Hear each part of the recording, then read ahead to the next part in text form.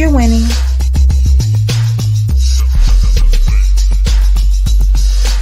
You're winning.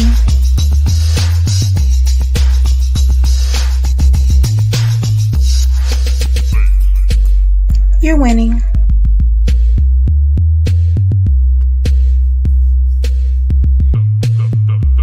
You're winning. Hello, Epic Understanding family. You are winning with another episode of Epic Understanding.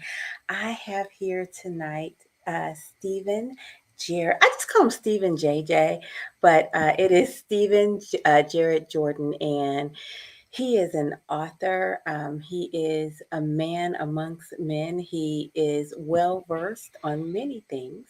He happens to be an atheist, a feminist, and a masculinist. Am I saying that right? I'll check Yep. with him. And I'll check, and see if I'm getting that out right. But there is much to do about a particular article that talks about men and loneliness. I want to see what Steve has to say about it.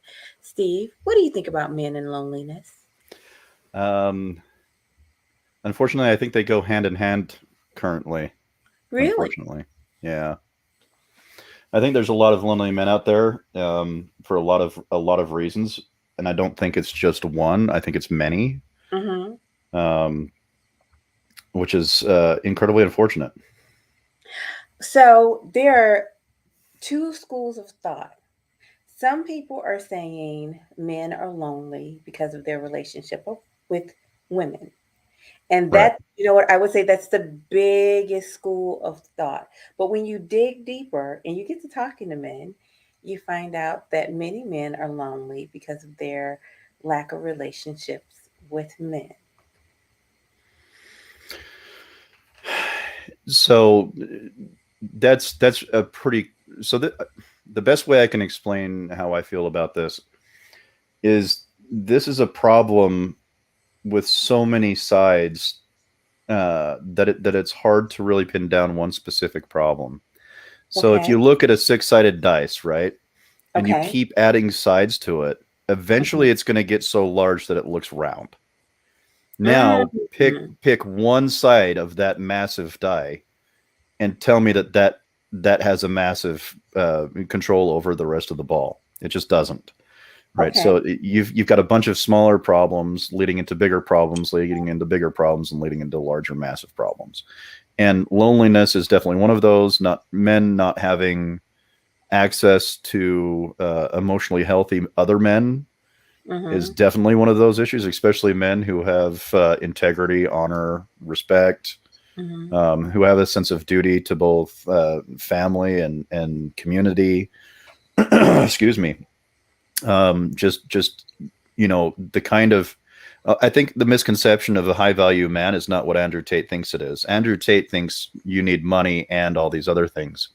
A high value man is a man that you can be with, a man that you can enjoy being with every day. Hold on. You said a high value man, and you said Kevin Tate.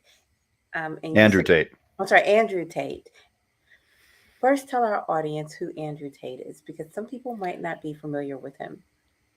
Andrew Tate is a very loud, outspoken, confident former MMA fighter turned inspirational TikToker, YouTuber, and whatever platform you want to talk about. And he talks about men and women and the cultural and social perceptions between them. I happen to disagree with about 80 to 90% of what he says, especially about women. I despise his opinion on women should have small body counts, but never actually addressing why men should too. Double standards. There's a lot of sexual double standards in his rhetoric. I've heard and seen multiple accounts that he's a very different person, in private. He's very kind. Very supportive, very gentlemanly. One story was he had had a date with a girl, and it went fairly well, but he wasn't going to do anything that night with her. So he bought her a limousine, sent her home in the limousine, but before he did, he talked to the driver, said, "This is my wife. You're responsible for her. Make sure she gets home okay." Right? So I think there's a little bit of facade going on there that I distrust. Like, if you're going to say something, dude, say it with your chest. Say it with some truth. Okay. Don't pussyfoot around it. That's just tell people the truth of how you feel. Otherwise, you're just yanking people around. So who came first, Kevin Samuels or this other gentleman? Kevin Samuels, definitely. I think Andrew Tate learned a lot of his rhetoric from Kevin Samuels. Okay, and so Andrew Tate got his rhetoric from Kevin Samuels. Who invented the term high value man? It's hard to conceptually pinpoint it down because it's been part of the vocabulary of the Manosphere for quite a while now. Yeah. But I would say if I look back in history, I think really it probably started about 5 or 6 years ago. Okay. I don't like the term personally because it demands me to believe that if you don't have the qualities they say you're supposed to have to be a high value man, that you are an inferior man. Well, yeah. And I think that's a pretty despicable way to look at masculinity. Mm-hmm. And it's a pretty despicable way to force women to think about men. Because like men have a lot of really interesting and diverse qualities. Okay. There was if I can, one more thing. There was a book written by Lori Gottlieb a couple of years ago called "Marry Him." Okay. And in that book, she performed a study of I think it was about I think it was closer to 649 people. And she found that women, when they were listing the qualities that they looked for in a man, mm-hmm. To be married, to have a relationship with, women had over 300 different criteria. Okay. Men had 4. Oh, really? And what are the criteria for men? So the criteria for men was it seems almost limitless. It seems like it would be difficult for me to. No, I mean, what? Okay. For men, the short list. So men want to be loved, respected. What was it? It was love, respected, kind, and funny. Okay. But I didn't hear anything about attraction, and men are very attracted to the package. I that's not what her study bore out, and that's not what I've experienced, and that's not what I have experienced from men that I know, including myself. I don't look at it that way. I think the ones that do, I think that's a societal pressure placed on both men and women. Mm-hmm. It's unhealthy. The level of attractiveness or the body type really has no bearing on whether or not she's going to respect you, or whether she's going to help you raise your children together, or if she's going to help you keep your house together, or if she's going to help you achieve all the things that you want to achieve in your life. That these body types have no bearing on that. Wait, roll through that list again. Help you keep your house together. Help you raise your family together, raise your children together, help you achieve your goals together. Looks don't do that. The character of the person does. Mm-hmm. Okay. So I know a lot of men who really do not care what body, like we all have our sexual preferences, right? Mm-hmm. And that doesn't say anything for the fact that our sexual preference, as far as body types, does not necessarily need to be directly relational, but to the type of woman that we want to be with. Like we will happily settle for less attractive if they have all the other qualities.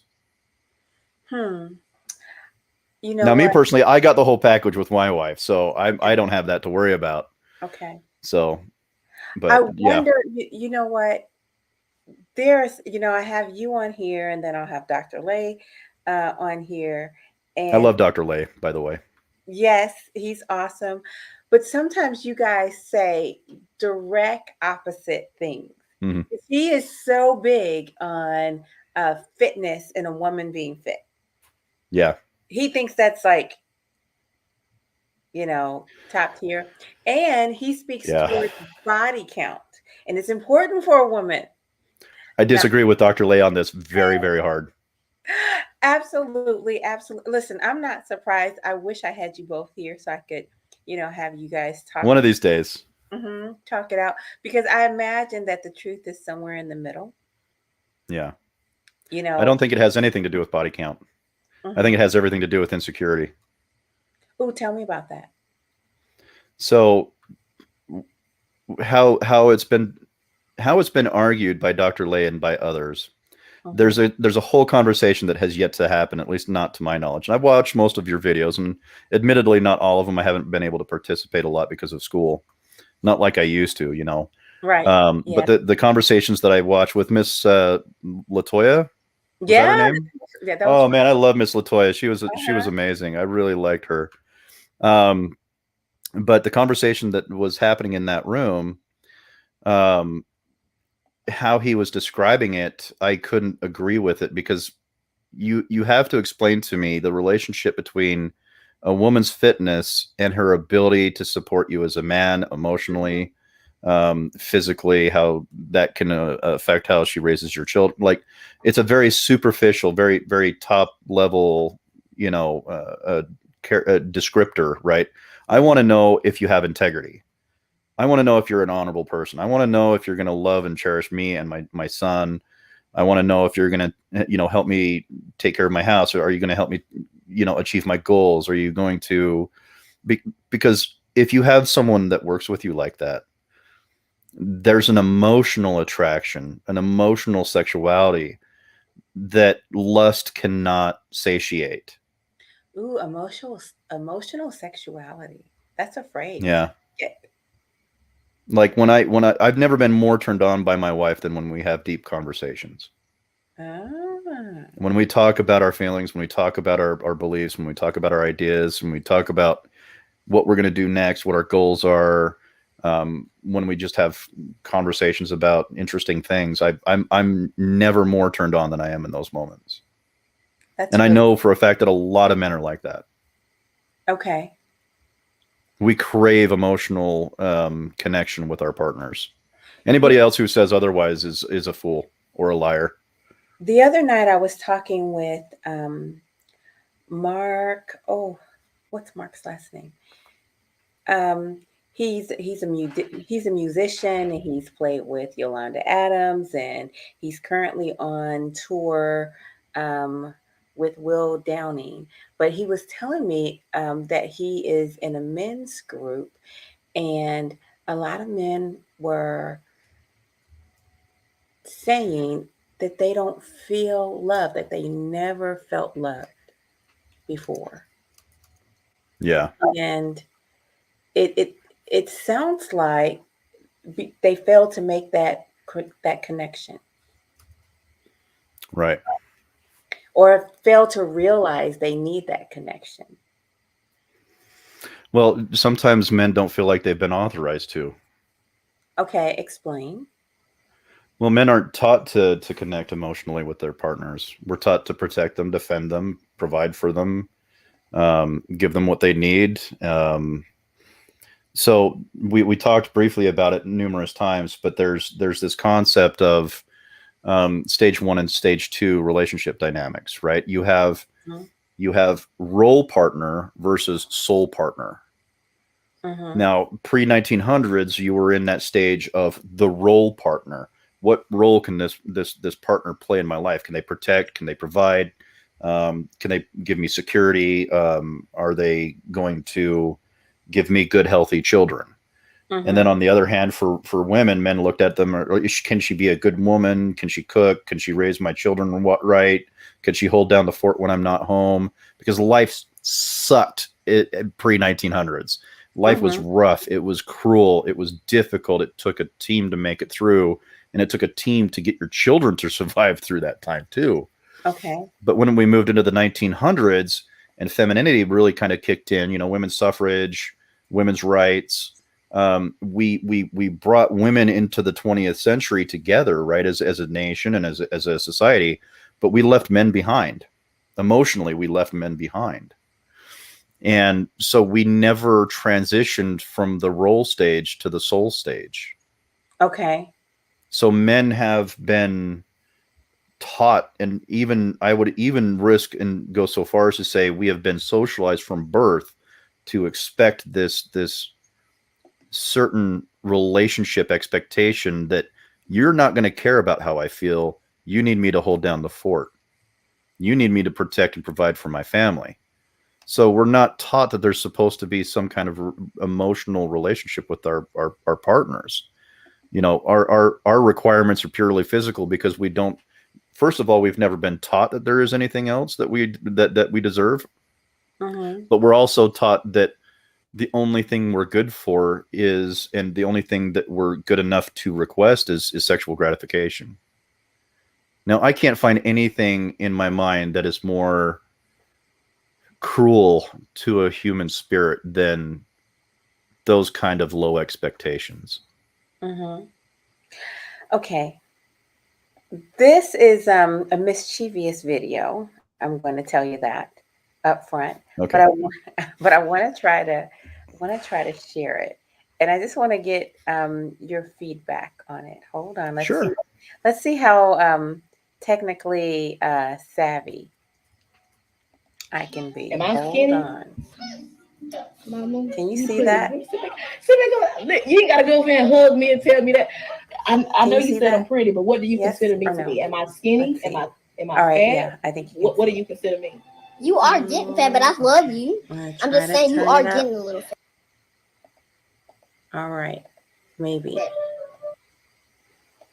Okay, so you don't want a girl my size. No. What? I'm just saying. I love you. I'm just saying No, you're baby. getting a little bigger, like bigger from me. You getting like fat. You getting big, like that. Yeah. You want a light skinned girlfriend, or you want a black, or you want a chocolate girlfriend like you? Oh yeah, I want some chocolate girlfriend. A sexy chocolate girlfriend. You want her to be skinny, or you want her to be thick, or you want her to be fat, or you want No. I want a skinny. So you want her skinny? Yeah, a skinny girlfriend. What do you consider mommy? Do you consider mommy? What is mommy? Look at his face. Uh-oh. You already know what's about to happen. You know she ain't skinny. Am I skinny? Mama, you pretty. It was at that moment he knew he effed up. Tell me that. I know you said I'm pretty, but what do you consider me to be? Am I skinny? Am I fat? What do you consider me? You are getting fat, but I love you. I'm just saying you are getting a little fat. Okay, so you don't want a girl my size. No. What? I'm just saying. I love you. I'm just saying No, you're baby. getting a little bigger, like bigger from me. You getting like fat. You getting big, like that. Yeah. You want a light skinned girlfriend, or you want a black, or you want a chocolate girlfriend like you? Oh yeah, I want some chocolate girlfriend. I am dying.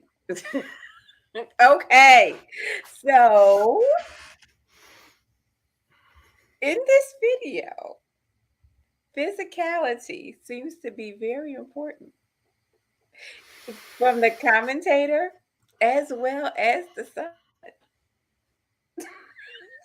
Right. Yeah. And I'm not gonna criticize the mother at all. I mean, there's nothing there to criticize, but I do want to bring up the fact that there was no talk about, do you want a nice girl? Do you want a girl that respects you, that loves you?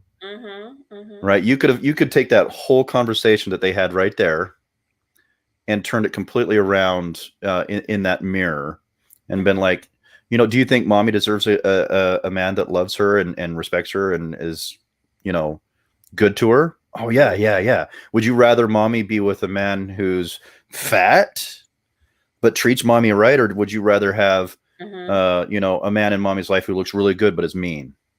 I guarantee you that kid would be like, I would rather have the fat dad. I want my mom to be treated right. I would say that, but I would also, I mean, I'm just being, listen, there's so much wrong with that video that it just makes you shake your head, right? Yeah. Because it is appealing to so many wrong stereotypes. I mean, do you want a light-skinned girlfriend or a dark skinned girlfriend or whatever word that she said. She used chocolate. And then he goes, I want a sexy chocolate girlfriend like me. I mean, the thrill, the thrill. I mean, I'm glad that he is appreciating Black women and not going, ew, Yeah. they have black skin. So that's beautiful, right? I'm happy about that. But further, in somebody so young, already sifting, that quality out. And then there's the sifting of the body type out, and that is already in his Right. his mindset. He already listen, he already has his preferences. Well, what you've done is you've actually set him up for a type of failure that he doesn't even know is there. And the reason why I say that, and bear with me for a second, so 50% of our population is women, roughly, right? But only 13% of our population is racialized as Black. Only half of that is female, right? So now you've got roughly 6.5% are female. Now you take another half of that, because some of them are either married or in older age, right? So that only leaves you half of the population of that half that are female and single. And now you need to half that again, because some of those women are going to be gay or lesbian, right? They're going to be in committed relationships, but not married. They're going to be single mothers that they never get to meet out at a club or at the normal places that you would meet a partner, right? So this kid is looking at maybe 2% of the Black population that's available to him. So you've given this child a very small percentage chance. Oh, and on top of that, you have to meet someone who has the same values as you. So I mean, like, what he's looking for, because it's been whittled down from 50% of the population down to 13% of the population, down to 6% of the population, down to 2% of the population. That kid's going to be searching the rest of his life for a mate. But what if his partner could be Asian and fulfill all his physical and social needs? There's a lot in that just that little teeny conversation that has massive consequences further on down the road for him as a young man. I had a gentleman on here, about maybe, feels like 2 weeks ago, and he was definitely dead set on the idea that he needed to marry a Black woman so that they could understand his journey as a Black man. And perhaps that's true, perhaps that's not. But my thought process is that you need someone who is going to understand and empathize with your journey. That person does not necessarily have to be the same race issue. They do need to understand and empathize with your journey. Part of my mindset is, if, like, during the time of George Floyd, okay, and everybody was, I don't know, kind of on edge, and there was some people got way more comfortable saying racialized comments, Yeah. during that period. So if I'm a Black female and I'm really going through it, and you're a Black male and you're really going through it, to me that creates even greater tension. Now that within the household, and there's not a shoulder to lean on. Maybe we can cry together, but at the same time we're experiencing the exact same thing. I only bring that up because sometimes if there is, like, if a white male and a Black woman were together, there is a release because they're not experiencing the same kind of pain. Well, there's an emotional safe space. Mm-hmm. You know what I mean? Like if you've got two people that are going through what I would say are similar racial discrimination experiences, both of you are hyper aware and hyper stressed, right? Sometimes ignorance is bliss because you can go home to the one and you don't have to worry about that. He's good. He's not bothered. You know, he's living his life, and you know, you got a head to shoulder. You know, you got a shoulder to cry on, or you've got a form of escapism or comfort that you might not otherwise have. I could see that argument. I would not make that argument myself, but I could see someone making that argument. Yeah. I'm not saying either one is right. What I'm saying is, right. It doesn't, having a person that is the same race as you does not automatically equal the best right. scenario. That's right, what I'm right. saying. Right. That's an unrealistic expectation. You know, because again, this is something that goes into, you're not seeing the human being behind the skin, right? Like this is the problem with as yeah, and you know my views on race.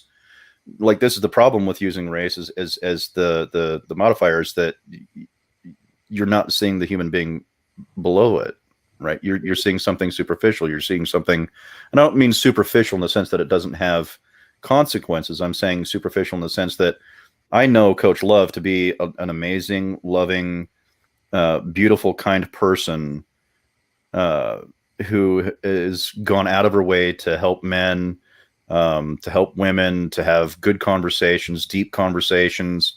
How much of that am I supposed to place on your skin color? Like without skin color, you're an amazing person. With skin color, you're still an amazing person. So really, where's the modifier at? You get what I'm saying? That's my point. Yes. I definitely get that. I think we struggle with putting race in the proper context because it is such a made up thing. It is completely made up. That said, because it's made up, it exists. Yeah. You know, because perception is reality. Right. You know, I would argue with that just a little bit, but I get where you're going with that, and I can tag along. You know, I can't think of the gentleman's name but he was from Portugal. Do you know his name? The gentleman who created this whole race dynamic. So you had a couple, but you had Christoph Blumenbach, and you had Johann Meyer, I believe, or Johann Blumenbach and Christian Meyer, and they both played a role using phrenology, or the study of the bumps on your head. There was another guy from Portugal. He had a really interesting name. It was like Zaza or something like that. I always have a hard time remembering what his name is.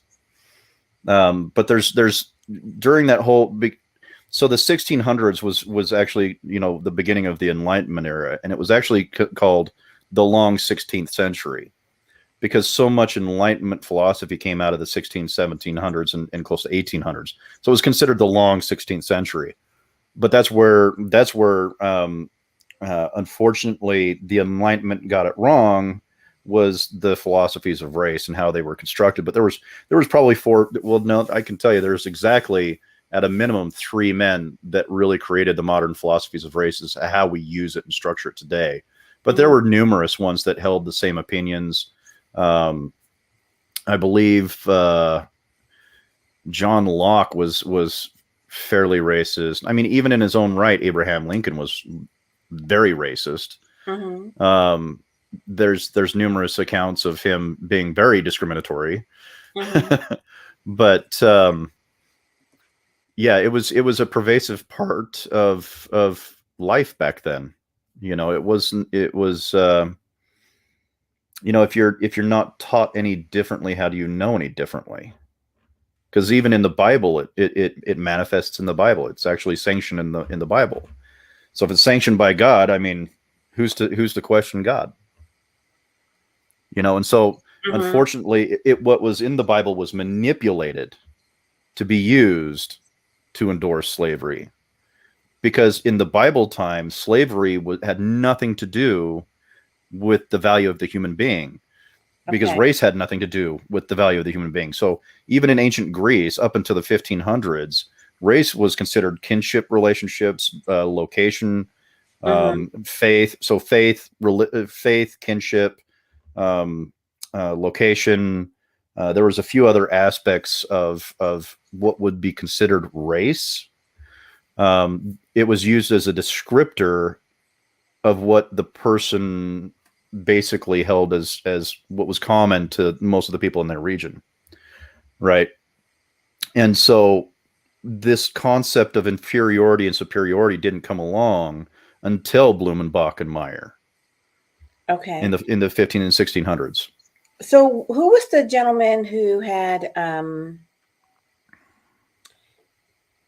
who put forth race as it related to Africa?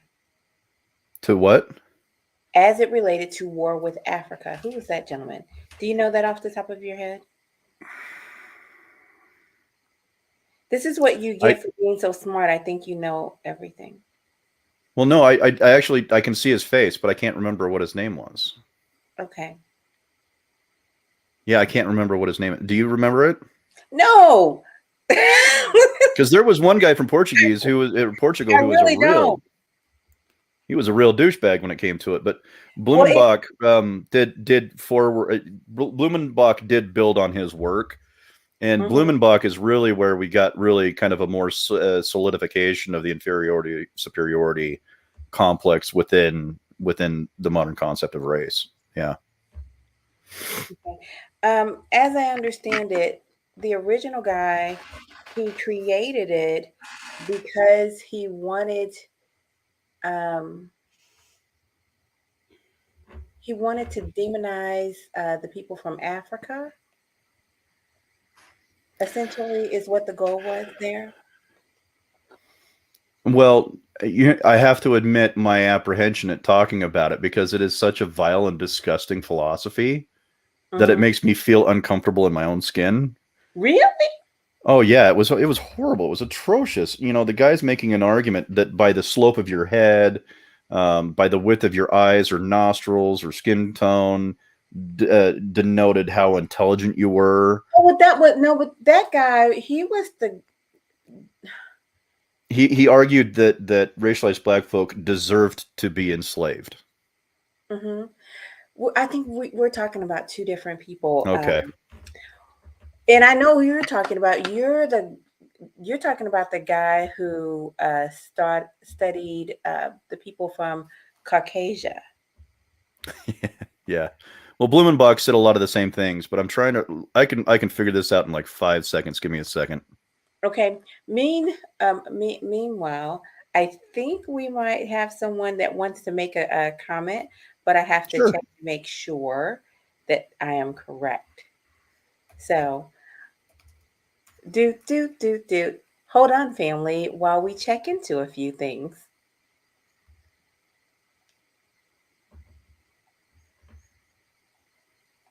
I feel like I ought to be playing some kind of music at this waiting.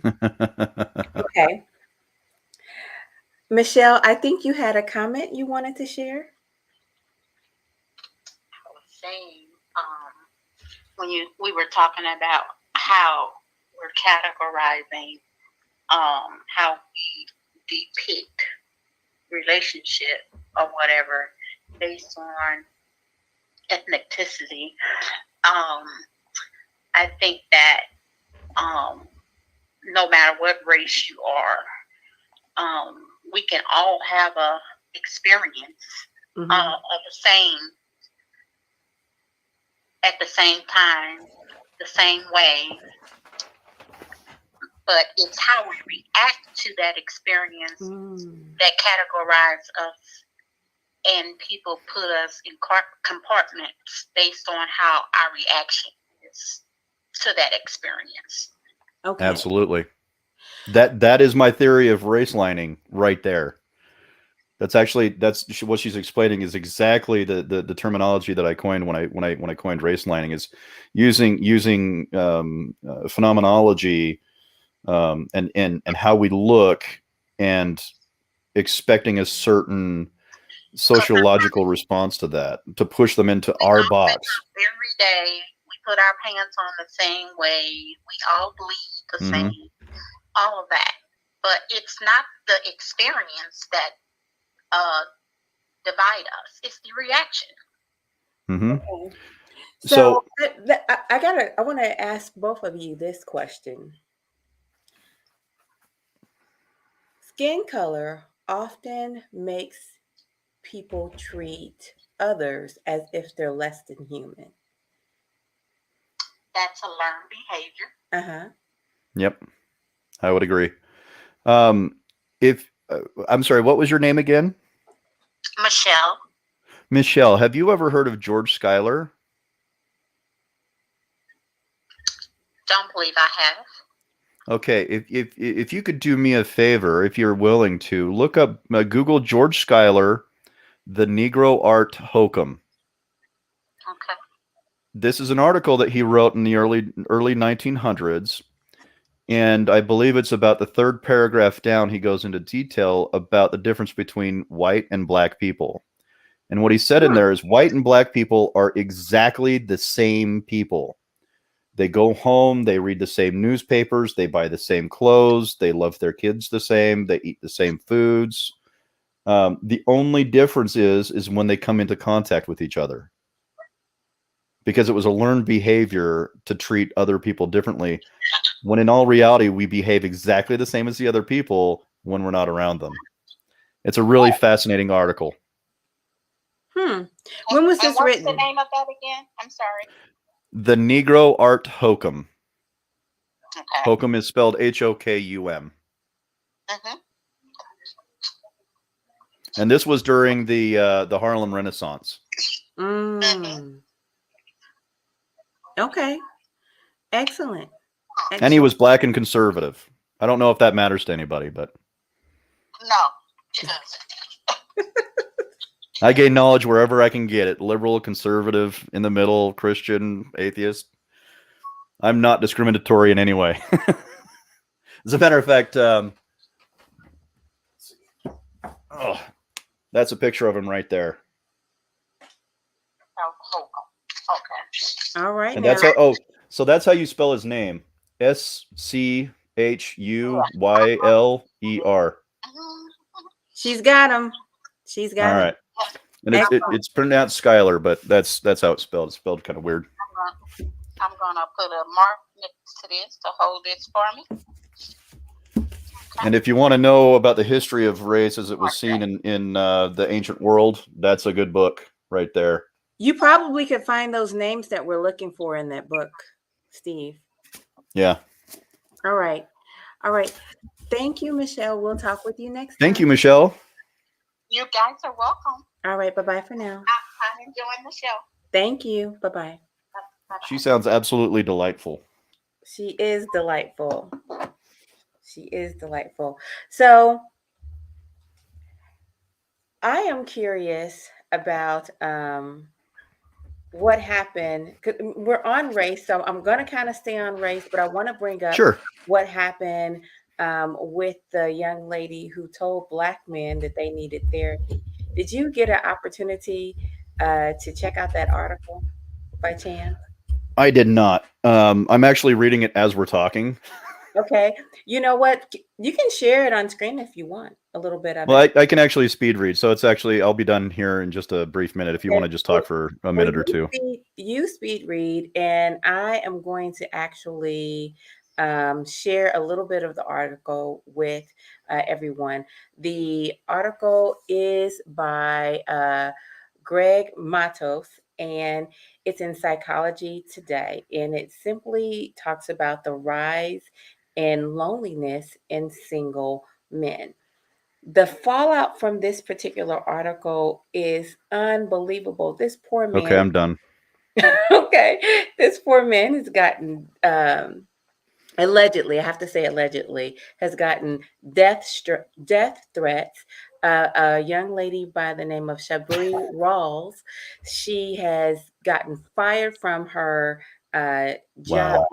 Her job. She's 28 years old, and she's a Black therapist.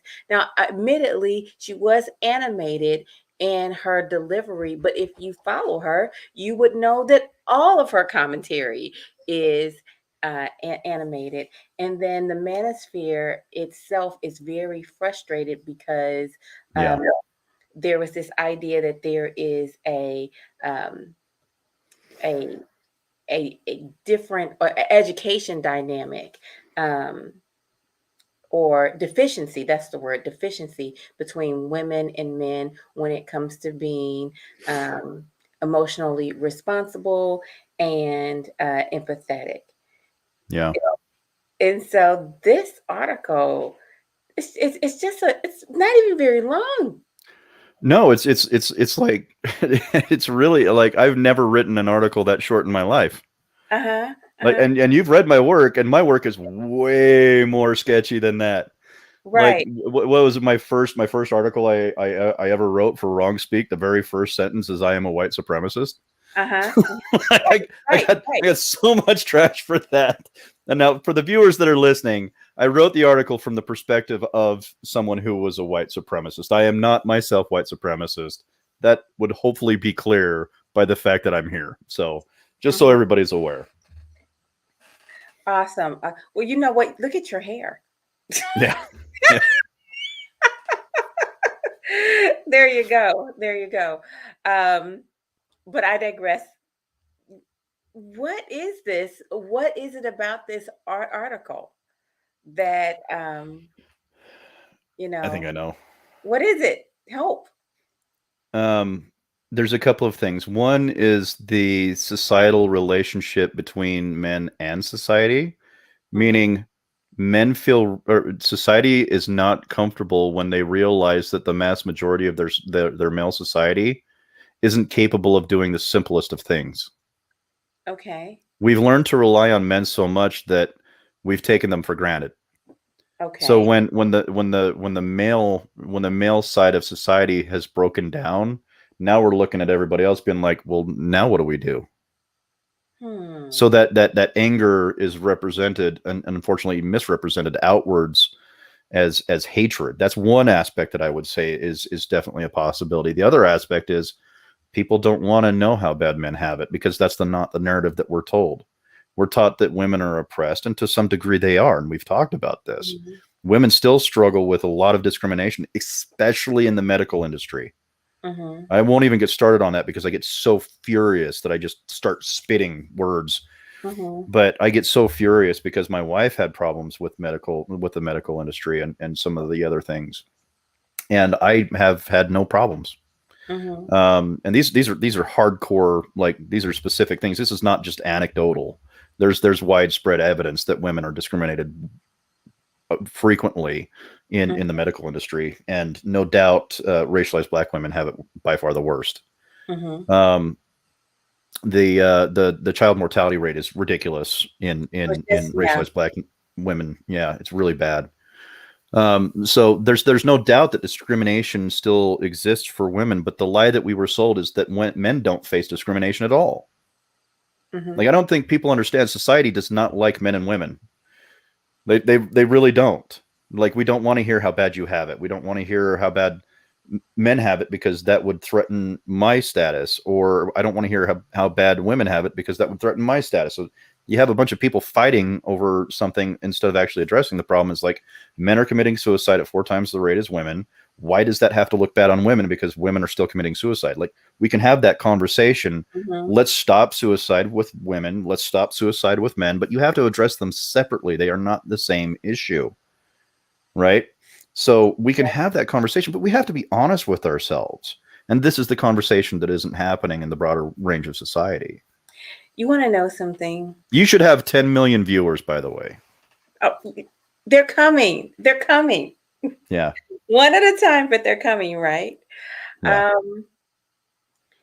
It's like expecting a rich person not to have problems. Money is not a fix-all. Right. Robin Williams committed suicide. Yeah. He was on top of the world, but he had an illness that overwhelmed him. I believe it was called Lewy body dysmorphia. No, Something like that. Lewy body syndrome, and it was a type of Alzheimer's. Yeah. And he committed suicide. Rich people commit suicide all the time. Yeah. All the time. That's yeah. Go ahead. Well, I was just going to say, people say, well, money is, money's nice to have. Obviously, it makes life easier. Like I have a roof over my head. I'm not sleeping in a cardboard box. But what people don't understand, especially about the super wealthy, is that those people the majority of those people had to work pretty hard to get that money. But on top of that, if you're a celebrity, it's 10 times worse. Because you can't, the amount of solitary confinement away from society is so massive. They spend so much time alone. They can't go to the store without, they can't go to the store to buy a pack of cigarettes without getting mobbed by 80 people, right? You cannot live an emotionally healthy life under that kind of duress constantly. Just not possible, right? So when people talk about the wealthy, the ultra wealthy, the celebrity, they don't talk about the tough things that come with those, the price that comes with that celebrityism. When you're talking about the ultra wealthy, you're talking about people who, if they make even one slight mistake, they can lose billions of dollars, if not all of it. You know what I mean? You can still go to prison if you're a billionaire. And then what good is the $1 billion that you have? It's not worth the paper that it's written on. I don't know if I believe that, what is this gentleman's name? Well, I'm just saying that we need to look at it from different perspectives instead of just the conflict theory. And he committed suicide. Do you know what James McAfee? Yeah, is it Overstock or what's the... So James McAfee created McAfee Security. Bed Bath & Beyond. Sorry, Overstock. Oh, gotcha. Yeah. Overstock.com, he has a different thing going on. The guy from Bed Bath & Beyond committed suicide. And it was basically because he stopped doing such a good job, Yeah. And so his values were completely out of line, and he had been abusing his wealth, so to speak. Yeah. Lavish this, lavish that, and he really could not afford it. I bring this up because just because you have money does not mean that you don't have problems. Now, you might have different problems, but you don't have the same problems. Okay. Right. I'm not saying, I don't know if I said that right, but I kind of got lost. My point is we have to have a mental toughness in order to be able to navigate a particular situation. So a butterfly, this is going to sound so crazy, but walk with me here. Okay. A butterfly has to struggle to get out of its cocoon. Okay. Mm-hmm. If the butterfly does not struggle to get out of its cocoon, it will not be strong enough to fly. Okay. That's how it gains its strength. Okay. So when a rich person tells a poor person their problems, the poor person is like, that's not hard. What is your problem? You've got it made, Yeah. And so what the rich person needs, and sometimes they need to gain some coping skills. All right. Not saying that men's problems aren't the same as women's problems, but they don't have to have that same coping skill. It's like they are not accustomed to the struggle. So yeah, very important. I think they need to be heard. I think that our society as a whole is going to be in jeopardy. He's still there, guys. There will be in jeopardy if we don't listen to men's problems. Um, but I don't think they, I do not think they have the weight of the journey for women. You know, I think I think I'm understanding, but can you say that again? yeah, I struggled with that, but basically, men need to be heard. Men need to be seen. Men need to be loved. Men need to be recognized. Okay. At the same time, if they had to live as women, they would go nuts. Maybe that's the best way to say it.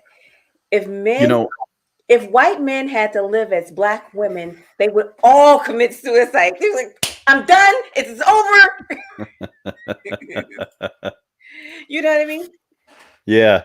No, I totally understand that. And what was it? Oh my gosh, what was the name of the book? Oh, good grief. There was a woman who spent significant amount of time as a man, as an experiment. And she presented herself as a gay man, started going to bowling alleys, joined a bowling league, did masculine things. All the guys, just thought he was gay. But what she found was that life as a man is so hard and it's so depressing because the problems are not the same that she was used to. Mm-hmm. Right. So the problems that you have as a woman they might be specific to women, and they might be very, very difficult. And the problems that a man might be male specific, and they may be very, very difficult. The problem that we have is the behavior of trying to compare the two against each other. Mm-hmm. We don't have to. This is a fallacy of a false dichotomy. Mm-hmm. We can both have significant issues on both of our sides, and we can work towards it. We can work towards solving them together. Like, I want to end medical discrimination for women. Women should hopefully work towards men's discrimination in mental health, because men's discrimination against men in mental health is a serious issue. I think that is one of the most dangerous issues that we have globally. Right. Not just in America, but globally. Yeah. Let me share something for you. This should properly piss you off.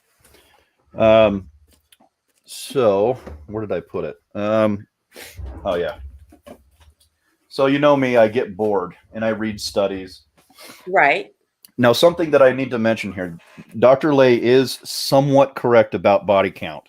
However, okay. However, it goes both ways. A multivariate study done, I believe, in 2017. Mm-hmm. I believe it was the University of Philadelphia, did a study of, oh man, it was a big number too. It was a big pool. I think it was like 13 to 1500 people.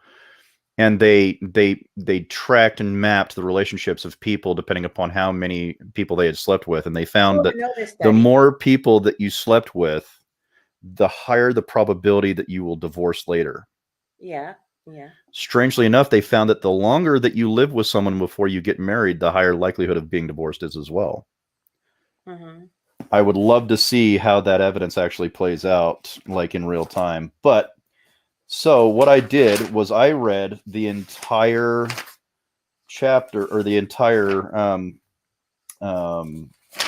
brochure on the American Psychological Association's APA guidelines for psychological practice with men and boys. Okay. And here's what they had to say. This is very, very interesting. Let me see if I can find it really quick.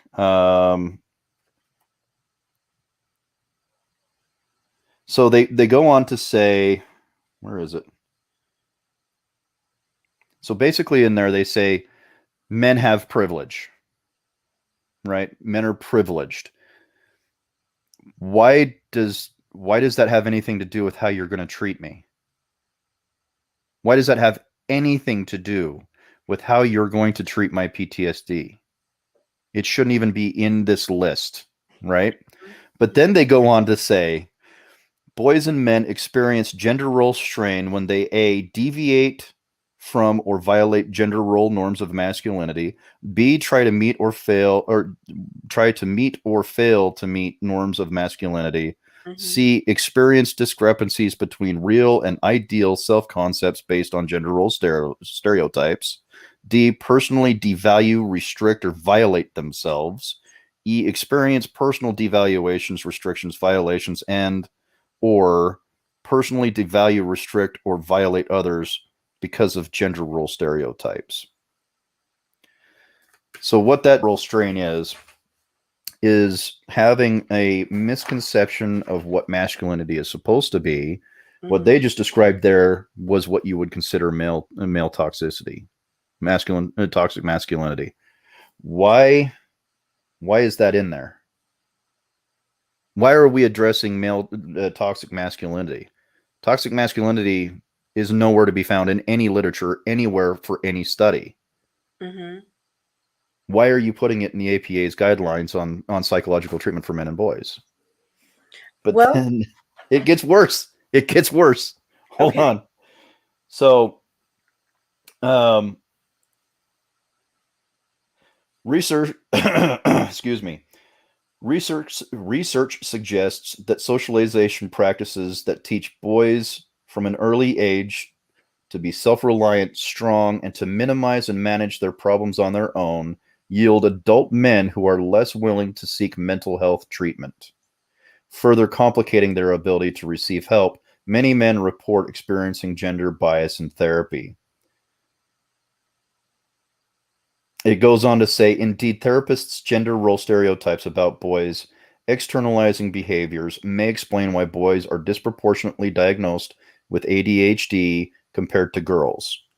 Other investigations have identified systemic gender bias towards adult men in psychotherapy and in other helping services such as domestic abuse shelters. Broader societal factors such as the stigma of seeking psychological help also negatively impact men's help-seeking behaviors and the subsequent delivery of psychological services. So does that basically say that men don't go get help when they need to? Yeah, it's basically a long way of saying that. And then they go on to admit that men are 40% more likely to commit suicide. I'm not seeing a whole lot of that male privilege that they were talking about earlier.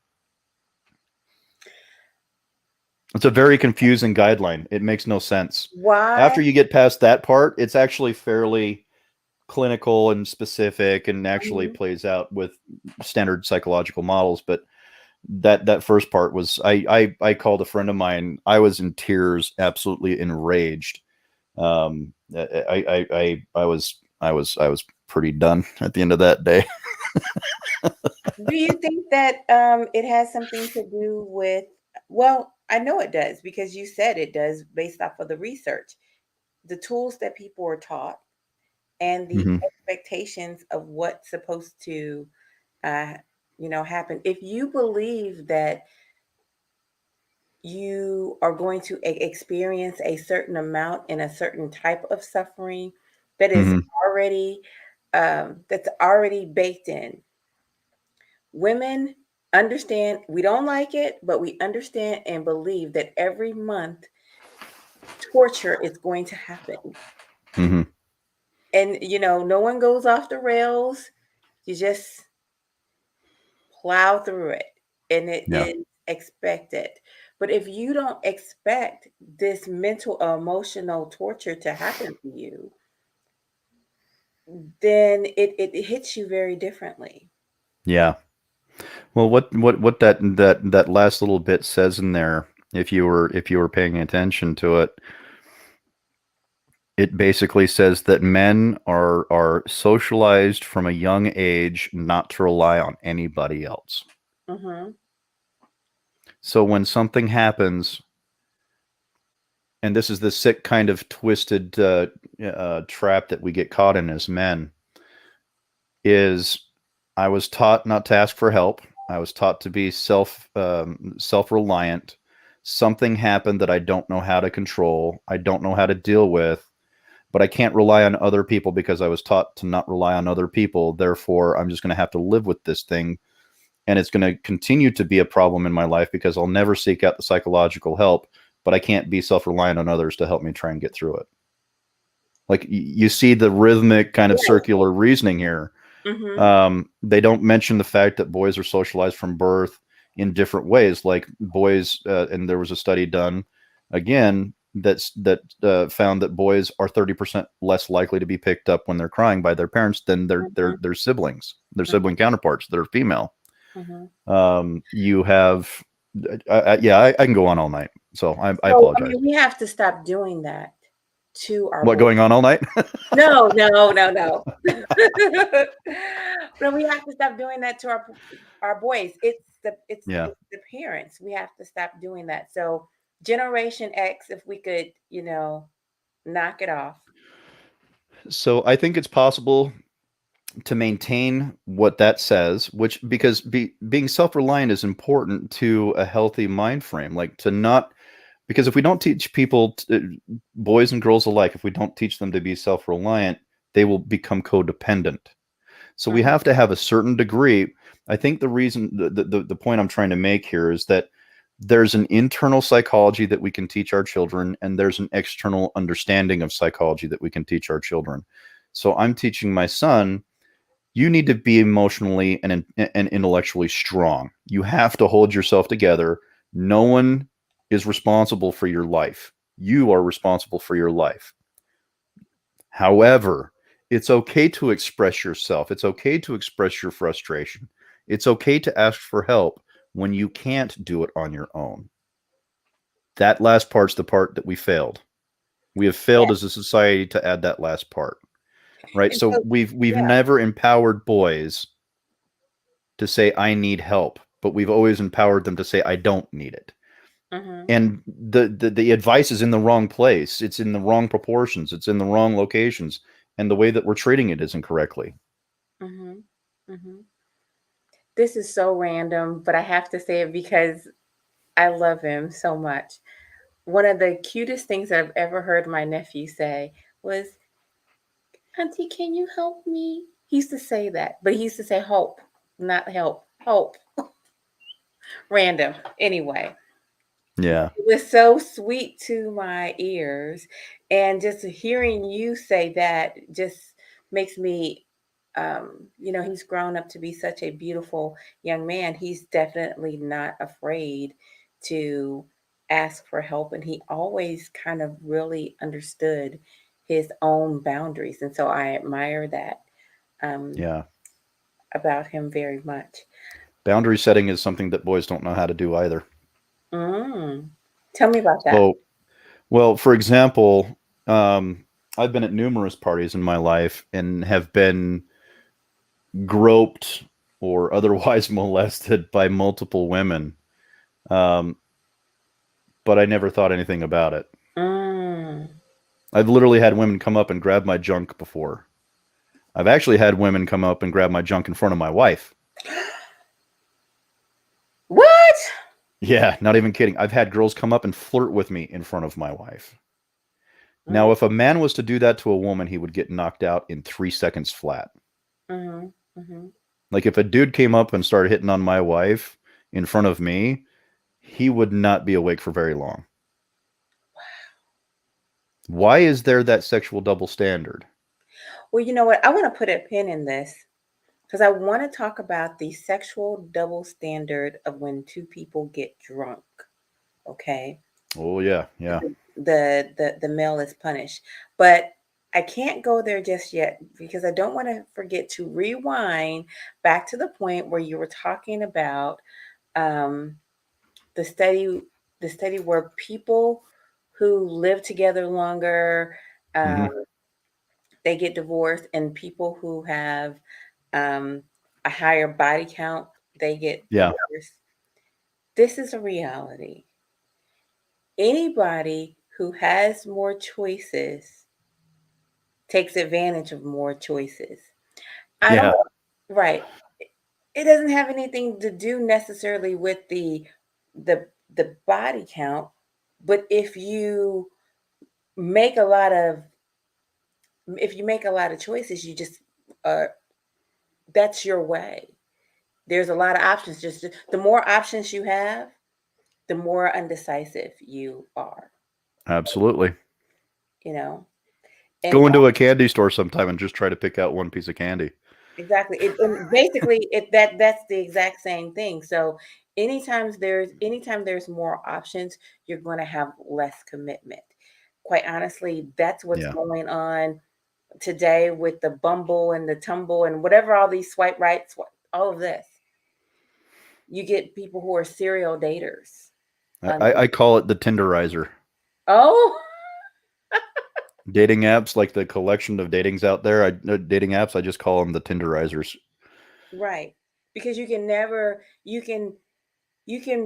only make a decision long enough to decide that you don't like it. Well, it's bargain bin like meat. How would you put it? It's bargain brand. Sorry, bargain basement. How did I say that earlier today? Bargain bin pricing at the meat market. Okay. Literally, that's what that is. That's what Tinder is. Because, and I apologize. I don't mean to. I think I took up time where you were trying to say something. Well, I was just going to say, you cannot make a decision that is where you're going to invest in it. People don't make enough of an investment to have skin in the game to make them commit. So that's the issue. It's not necessarily the body count per se. Now, someone can have a high body count, but then they can also decide, hey, it is time for me to make a deep investment in my future. So therefore, I am going to commit, and I'm going to do what it takes in order to stay married. Yeah. So for me, when I listen to that number, it doesn't automatically say, oh, people who live together are going to get divorced, or people who have slept with a lot of people are going to get divorced. What it says to me is, are you going to invest or not invest? Right. So, well, and I think that's kind of what that article was touching on when he was like 62 to 65% of Tinder users are male. And the loneliest group of people on Tinder are men between the ages of 25 and 45, if I remember correctly.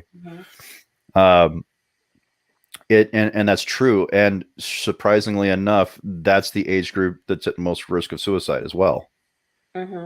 It directly correlates with the literature that I've read so far on male suicide. And what's so specific about that age group, if you think about it? This is the age group where the majority of men are getting divorced. Right? They've lost their wife. They've lost their children. Chances are they've lost their home. They've lost a quarter of their income. They're living in a shitty ass apartment. They have no one that loves them. Their children probably hate them. Right? These guys have nothing to live for except for some weekend, rompus room fun. There's nothing in there with any what you would call any kind of deep spiritual connection with another human being.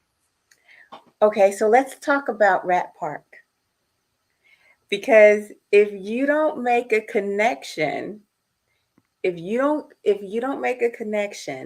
then you are never going to be satisfied. And so Johann, what's his last name? Johann Hari. Yes. He has this beautiful TED talk about people who, well, actually he's talking about rats, but rats who are given cocaine. Was it cocaine or heroin? Whatever. Cocaine in the water. They had complete access to as much food as they wanted. They had all the food, all the water, all the cocaine, fluoridated water they wanted. They had a bunch of they had a bunch of mats that they could sleep on. Life was cozy. And they devolved into murder and to suicide, debauchery, and eventually they deteriorated into the point where the rats weren't even socializing. They would just stay in their pen and sleep all night. Right. But once they had connection, then all of those bad behaviors went away and they no longer wanted the cocaine water. They started to act as a team. So what they found was that this was a study directed towards how we view addiction, right? Right, exactly. But I believe this. I think it's part of the same thing. No, I'm not I'm right there with you. I agree 100% that this is a direct correlation between what we need as society is a society that is connected, interconnected with each other, working towards goals. Because what they found were the rats, because food was scarce, the water was definitely not lined with cocaine, but food was scarce, comfort was scarce. So what they found were the rats were working together to make life more comfortable for every other rat in there, and it became more of a community. I believe that they actually did have the water was laced with cocaine, and then they had water that wasn't. Correct. And the rats stopped drinking the cocaine laced water, started drinking the regular water, started functioning as a society, started team building. They started pair bonding. They started making more babies. They started having more sex. They started having better relationships with the other rats. There was less fighting, less murder, less suicide. It was amazing. It's an amazing study. Exactly. So when there is connection, real connection, empathetic connection, emotional connection, then the rats don't want to be high. When there is a lack of connection, the rats just want to be high, and they don't care, and they're okay with just zoning out. So this age bracket that commits suicide, these people who are having greater loneliness, we have to raise their emotional intelligence and ability to This is where Dr. Lay comes in. Yes. Yep. So Dr. Lay is doing what Dr. Lay is taking up the slack in the rat park.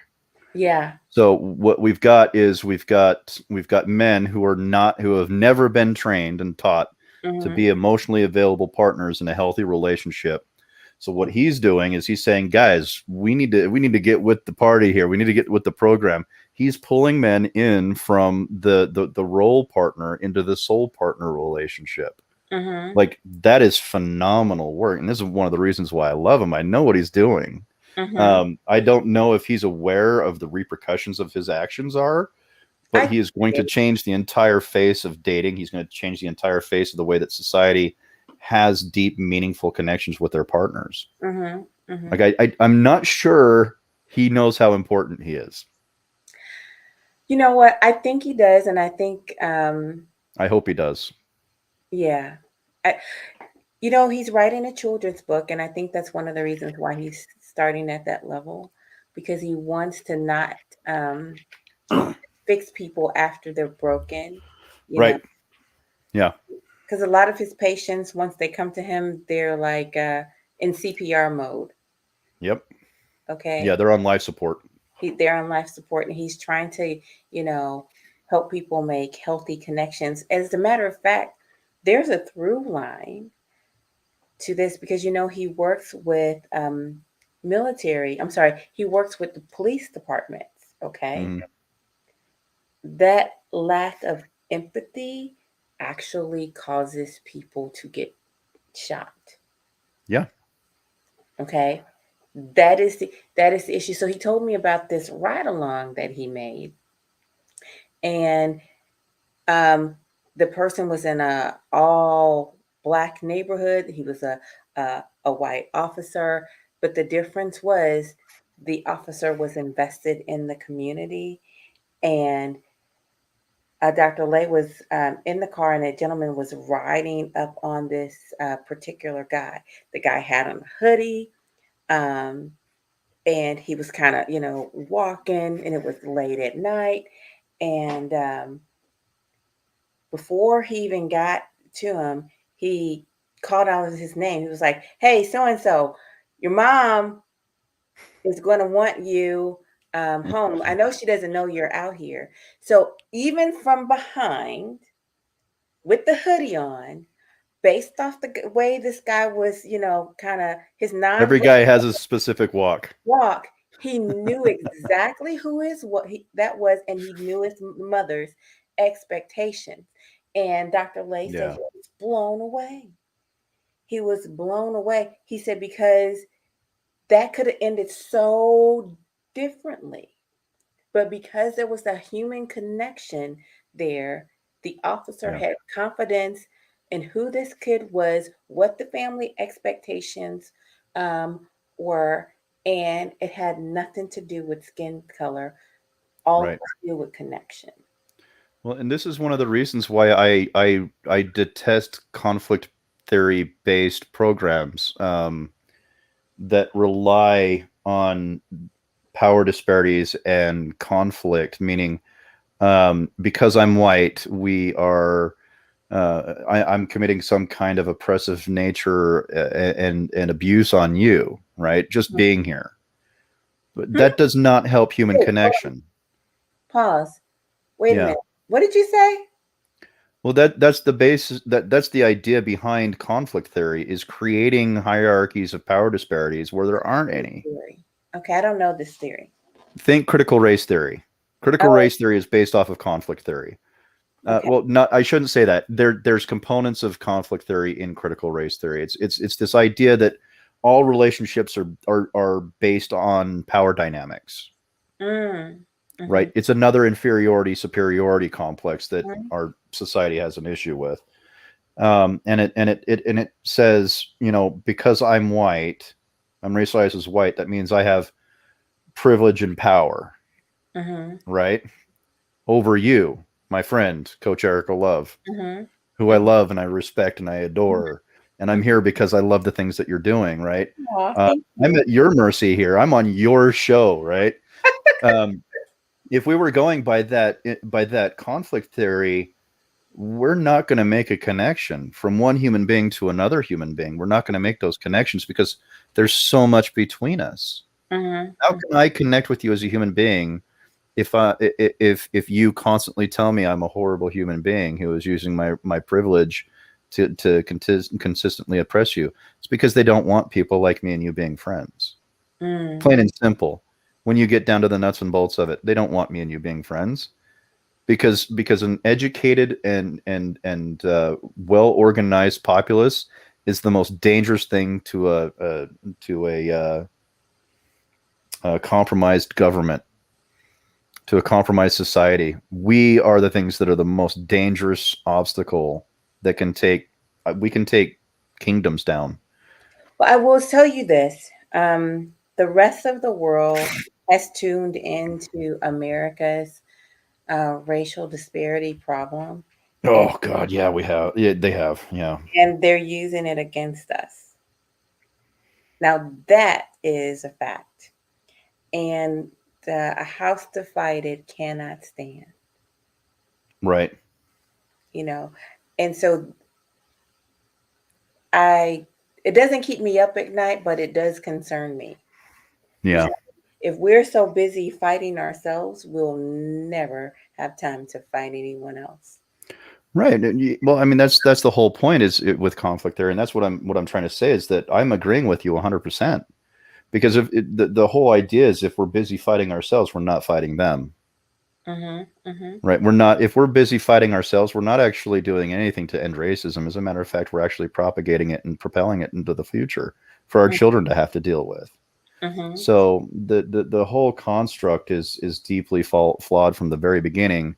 The moment that I have to, or you have to see me as a different thing than other than a human being, capable of love and intimacy and genuine human connection and empathy and compassion and all the amazing things that make us unique human beings. Once we sever that link, that tie that binds all hearts together, it's easier to destroy us as a society. We've got to keep those knots, so if you think about it like this, we have strings that connect each human being through the heart. Through all of society, we're all interconnected with these strings that we can't see. But they connect us, they bind us together in a unified understanding of all humanity is created equal, right? But when we add scissors to that and we start cutting the strings between those people, we start to lose connection with them. We can't see them anymore. They're not in our system anymore. So what do? We just grab the nearest string and tie it onto ours, right? But eventually, you're not going to be able to tie a very tight knot when all your string is nothing but knots. You know what I mean? So we're losing the capacity to connect with each other on the most basic fundamental levels. And this goes into the gender problem that we're talking about tonight, with men being very lonely. Women are lonely too, because if you read the book Miriam by Lori Gottlieb, women are incredibly lonely too. They're not having children because there's no man to have children with that they want to have relationships with. So I think I don't know why his article got so badly skewed in the public forum, but I guarantee you if he would write the same article about females, it wouldn't have gotten the same reaction, and it would have been just as heartbreaking, because women are suffering too. Well, I will say this. The lonely old woman is commonly thought of in society. The lonely old man is not. Yeah. Right. What is this? It's one of my mother's favorite movies. It's a Christmas movie. Goodness. Give me the plot. I can give you a name. I'm really good with movies. Movies are one of my favorite pastimes. Yes, and I can't believe. Oh, It's a Wonderful Life. There we go. Oh yeah, it's my wife's favorite movie. Yeah, she's actually got a tattoo of "It's a Wonderful Life" on her arm. Really? Yeah. Wow. It's a wonderful. My mother loves this movie, and we watch it over and over again at Christmas, constantly. So in this movie, what happened to Mary? What happened to Mary? And the angel is, or the character's like, oh, I can't tell you. I can't tell you. It's bad. It's bad. What happened? She's a librarian. Good God. The horror. She's a lovely librarian. Clutch my pearls and faint. Right. Yeah. I'm like, oh my God. So that's already been out there. And then in the Manosphere, one of the things they say about women, you're gonna die all alone with cats.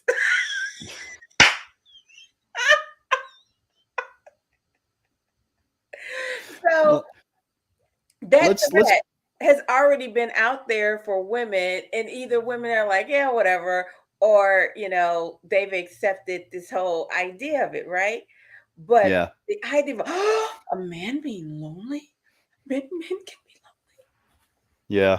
That makes them feel weak. And this threat that they've been using against women, oh my God, it's me too. Thank you. I had very good acting on my part. Thank you. No, you're good. You're good. So let's just take one number from that article really quick, because I think this will show how specific my point is. So he said that 62% of the users on dating apps are men, right? That means 38% are women. That's not a small number. That's a massive number. That's nearly half the population of women. Nearly half the population on those websites are women. Women are pretty damn lonely too. Yeah, like let's round that up to 40%, right? Let's round that up to 40%. That's over a third of the users are women. Like that's ridiculous. I will tell you the big difference between women and men in this particular scenario. Sure. Women connect with other women on an emotional level, and men don't do the same thing for men. That is really the big difference. Because even when a woman is alone, she still has her girls to connect with in a wholehearted way. Someone who is going to see her for who she is. She's like, girl, you're pretty. You're so smart. I'm so proud of you for what you're doing. Oh my God, girl, you had a hard day. Let's go out for drinks. Yeah. It will be perfectly fine for them to come over and actually lay on one another, cuddle with one another. And it has nothing to do with sexuality or anything like that. Right. But I can put men don't do that. Yeah, you can put your feet on mine. I'm going to put your feet on yours. And we're going to sit here. We're going to eat popcorn. We're going to watch this movie. Okay? Yeah. We are going to connect. All right? Yep. All right, call me when you get home, sweetie. It's late. Yeah. All right, bye-bye. There's going to be a value statement in between those two women. Men don't for one another. Hold on for a second. There's a book. Oh man! Oh, there it is. So this book actually has a lot to say about that. Okay. The Coddling of the American Mind by Greg Lukianoff and Jonathan Haidt. Okay. And in that book, what he describes that is echoing what you're saying right now is that in the 90s we had it's 10 o'clock. Do you know where your children are at? Right. You saw the advent of the helicopter parent. What happens when you take a child out of their social environments where they're not able to learn the rules of society? You have children who cannot connect, who have emotional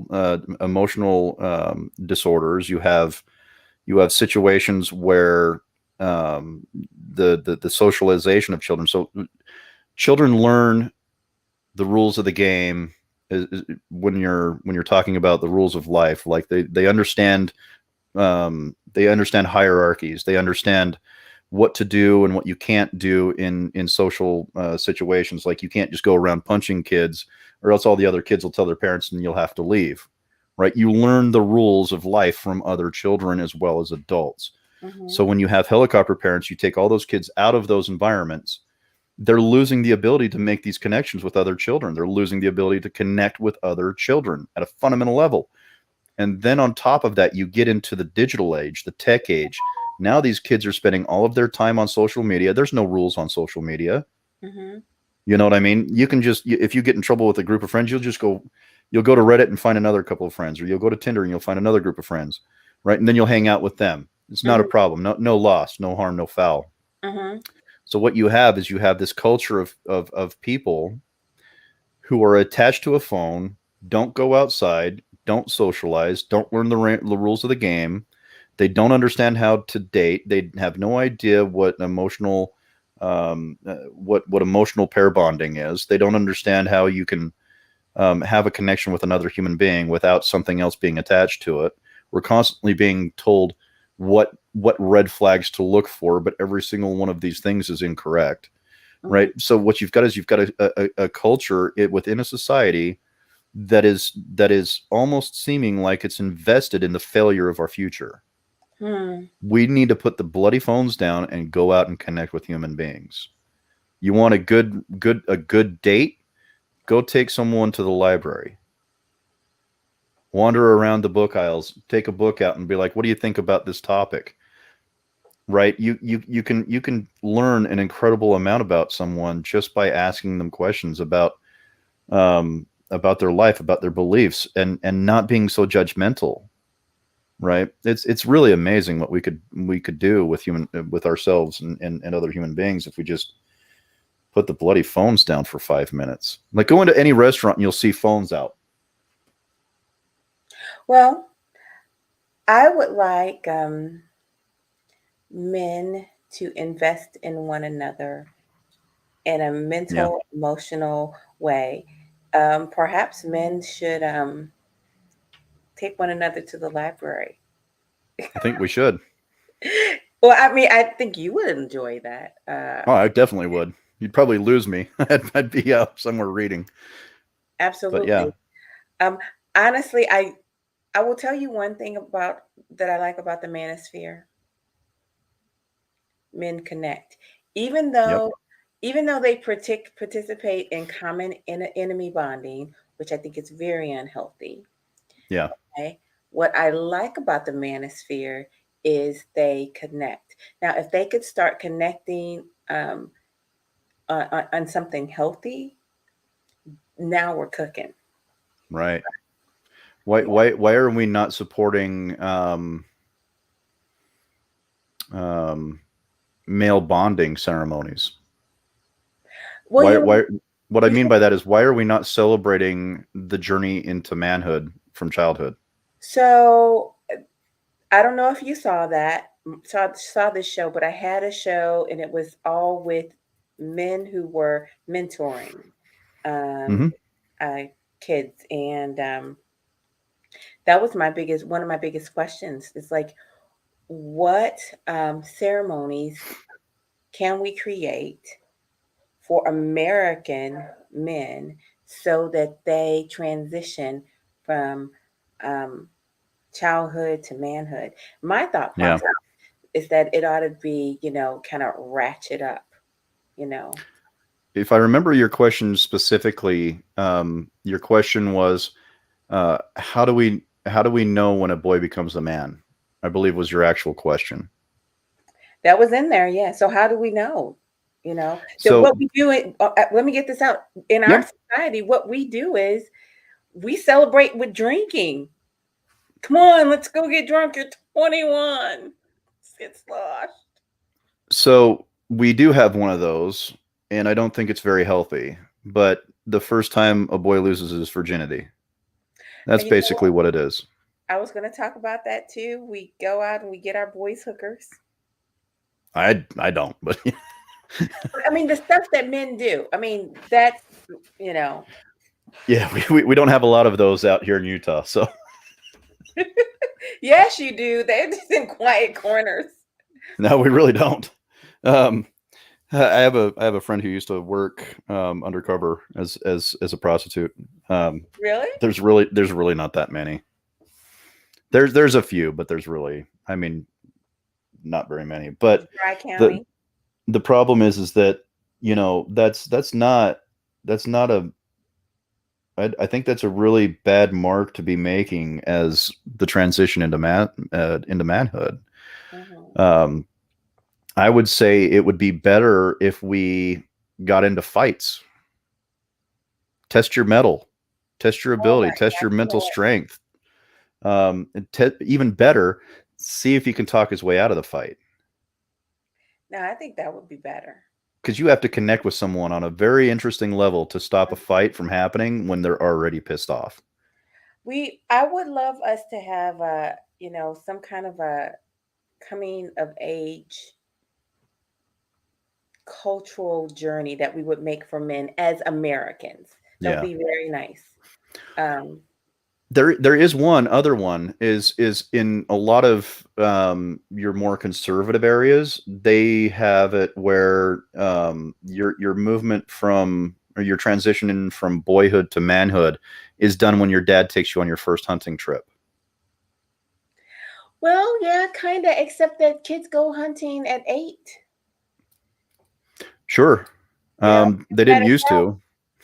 Well, I mean, they did used to, but we did start our boys on a young age into manhood. So in Utah, if I remember correctly, you can go hunting when you're 8. There's nothing wrong with that, but I don't think you can get a tag until you're like at a specific age. because it's actually illegal to own a firearm or fire a firearm when you're under a certain age. I think it's 12. I could be very wrong. Somebody can find out and correct me on that. But I know for a fact there's a minimum age to get a tag here in the state of Utah. But I know many of my friends, like the first time they take their sons camping and hunting, like that's exciting for them. That's like they're getting amped up for it because it's like my son's finally going to be a man. So that is one of the ways that we can transition boys from childhood to manhood. But I don't like the idea of having to kill something for the purpose of doing that. But there's got to be some way that we can help usher that transition as a general societal we need expectation. To we like if we had a president that actually put that into a societal norm, I would love it. And I don't want it to be all of one culture or all of this culture. It could be something really cool, like, you serve the nation in some way, Right. Like I'm sorry. I don't mean to be interrupting. I get so passionate about this stuff. I'm sorry. Go ahead. I mean, like the Peace Corps was a great thing that Kennedy created. Yeah. But I really do think that we need something specifically for men that is not joining the military. Boy Scouts and Cub Scouts. You know what? I thought about that. It's tainted. It is tainted badly. So although I love it, it's just tainted. So many parents don't feel safe putting their kids in the Boy Scouts and things of that nature these days. I mean, I'm an Eagle Scout. I bet you I would Really? bet you wouldn't have thought that. Yeah. That's so cool. But I think out of everything though, I would like to see one thing very specific happen in our government. What? I would like to see a committee on boys and men. We have an organization of women. We actually literally have an organization of women listed as a actual government agency. What's the name of it? It's the Agency of Women and Girls. Oh, crying out loud. I'm going to lose my crap if I cannot remember that.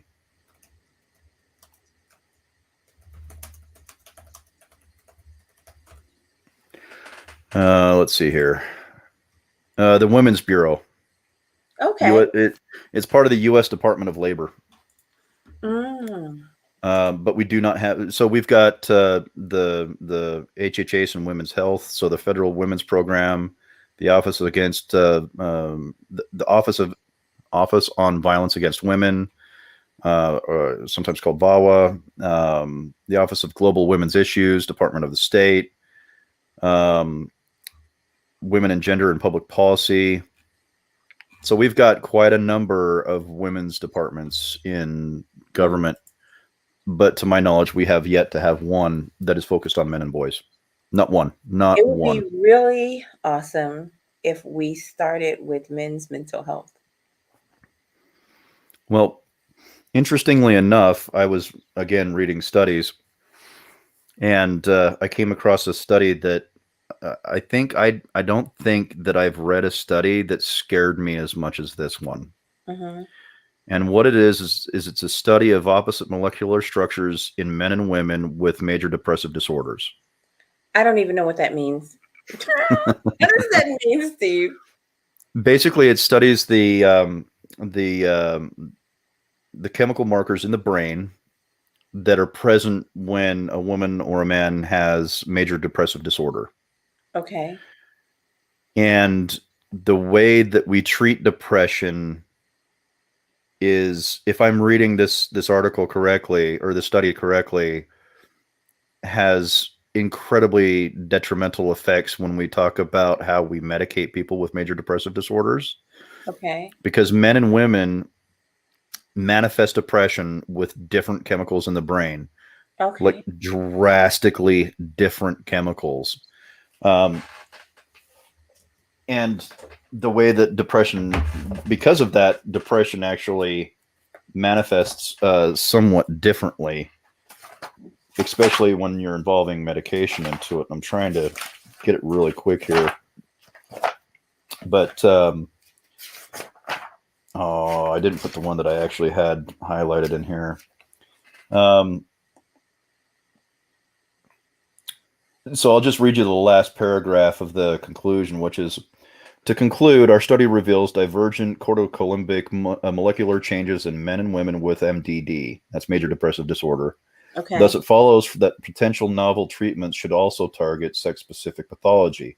For instance, our results suggest that treatments that are treatments to suppress immune function might be more appropriate for men with MDD, while treatments which boost immune function might be more appropriate for women with MDD. What do you think would happen if we're mistreating men or women with the wrong medications? So do you think that we are medicating men with women's medication?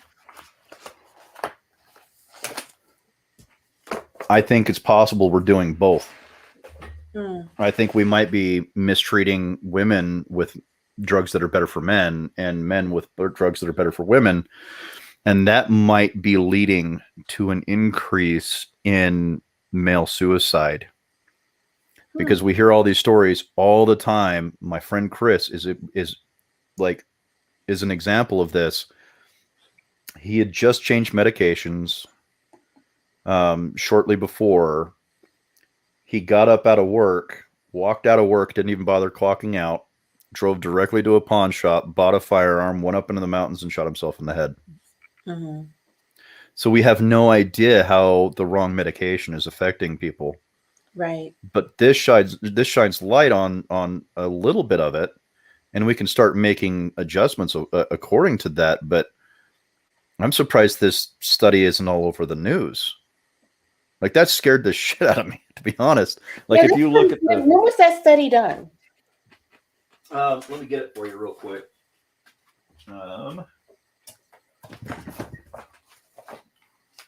It's fairly recent.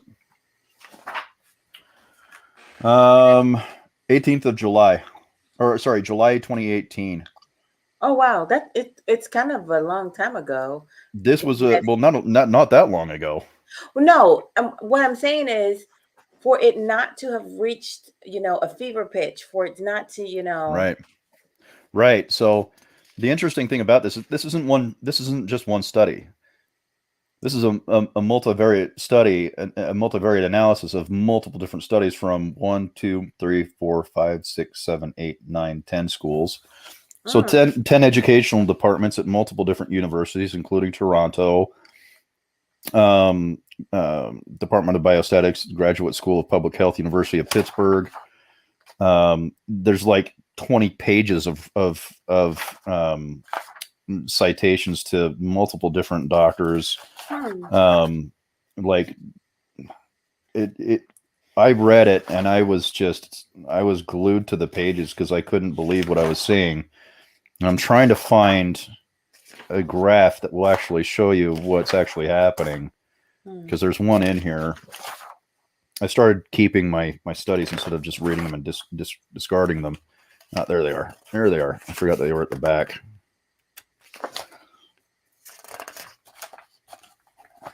So the interesting thing about this is, out of the 4,300 genes that men have and the 3,855 genes that women have, only 476 are different. Okay. That's massive. That's a massive difference between men and women. Why did you say only 476? Well, because those are the only genes that cross over between both genders. Okay. So only 476 out of nearly 8,000 genes. So I found the diagram, so let me get it out for you real quick. So if you notice, It says disease effect. If you look at the top and bottom, I don't know if you can see that. Okay.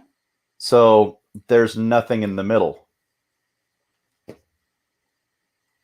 Like nothing. There's no crossover. So what does this mean? What does this mean? Oh, that's really good. What does that mean? So if you look at the X and Y axis, you'll see disease effect in women and disease effect in men. Right. You would think if I'm understanding this correctly, this is a very, very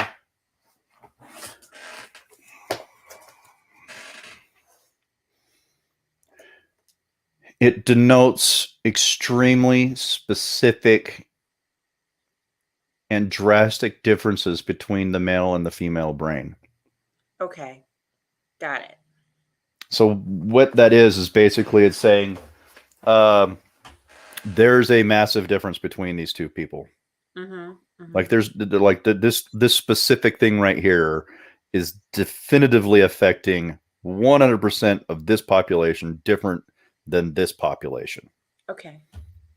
So that's what scared the shit out of me, to be honest. To use blunt language, it scared the absolutely like living death out of me because I have not ever seen that.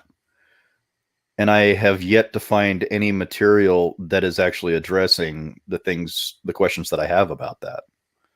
So I would love to give that study to Dr. Lay when he has time to see if he wants to study it. But I'm not an academician. Like I don't have the education to be able to study this correctly. So I reached out to Bradford and I had him take a look at it.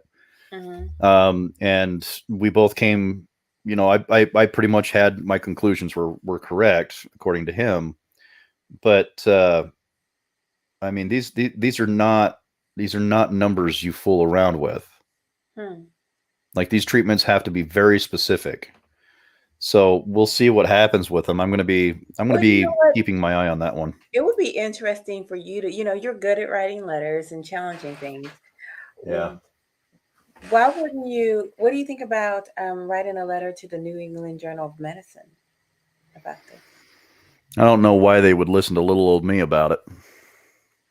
Why not? I mean, I have to think that you know what? It's just a question, Yeah. Well, I might be able to find somebody else. I mean, I've got pretty good connections everywhere. I might be able to find something, but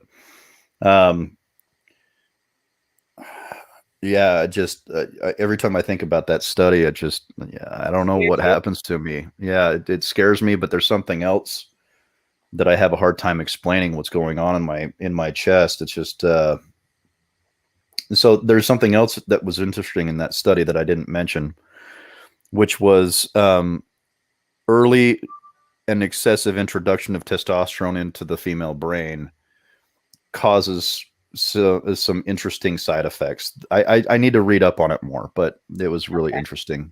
It actually gives quite a bit of credence to the trans argument, where mentally they feel like they're in the wrong body. And it might be, if my hypothesis is that there's probably a correlation between early and aggressive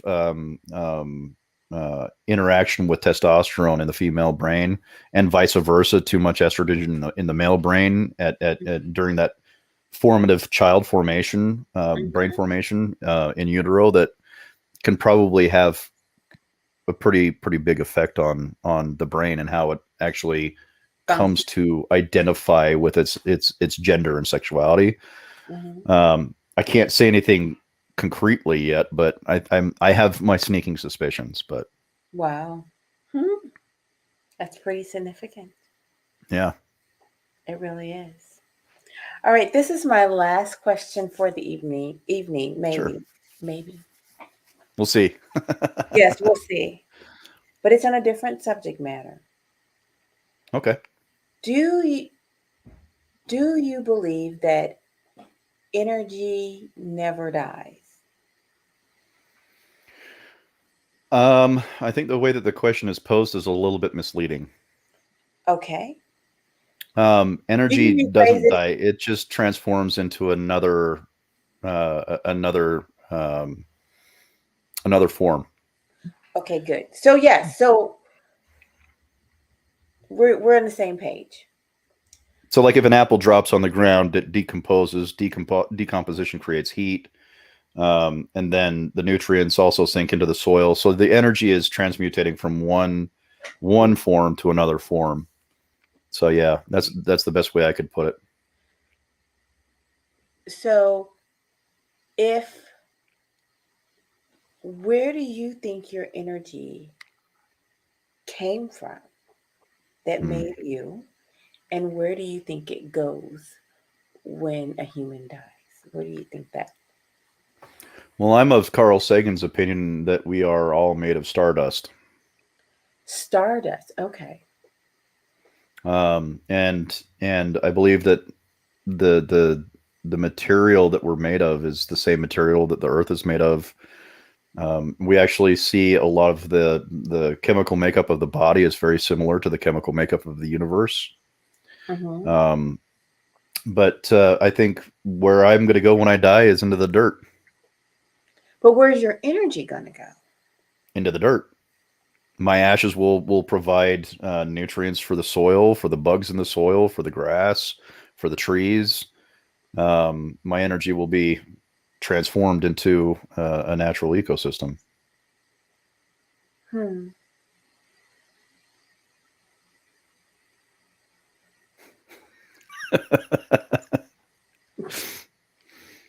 It's an unfortunate reality that atheists have to come to, that we realize that there's nothing else past this. However, I don't know. There is something very unique that a lot of Christians don't give atheists credit for. And this was something that was very unique that I was not expecting. I hadn't heard about it. I hadn't read about it. I hadn't even discussed it or heard it discussed with anybody else. But as soon as I made the full transition to atheism and I stopped thinking in religious terms, the level and depth of my appreciation for all life on Earth was overwhelmingly, and I'm not kidding when I use that word, it was overwhelmingly deep. I started to realize the value of myself, the value of my friends, the value of the very earth that I walk on. I realized that we need to work towards creating a more fair and just society so that we all get to have the enjoyment that we all deserve as human beings. I've even thought about going to vegetarianism, even though I love meat, because I really can't support the slaughtering of helpless animals, because there's nowhere else that we go. You know what I mean? So the value that atheists have on life is actually massive. But if their energy's not going to go anywhere, I mean, they could just regrow into another. The cow could become a human later on. Well, let's look at energy as two different definitions of the same word. We can say energy as the substance of our existence, right? Or we can say energy is the substance of the chemical makeup of my body that will be returned into the dirt. Or we can take energy and say, is my energy going to be transformed into positive social action later on? Right. So there's several definitions of energy that we can be using here, and it's important not to make a false equivocation between those different terms. What I think is my goal is, in my personal life, it's very different than my public life, but my public life, I want to make a discernible journey that creates more happiness for more people, gets men the representation that they deserve, women the justice that they deserve, children the justice they deserve, right? I found that when I became more atheist, I became more involved in my own life, because and the best way I was able to describe it to another person who was Christian was, if we compare life to economics, right, to capitalism. We understand a thing that has scarcity has more value. That which doesn't have scarcity has less value because there's more of it. I can just go out and pick some more up, right?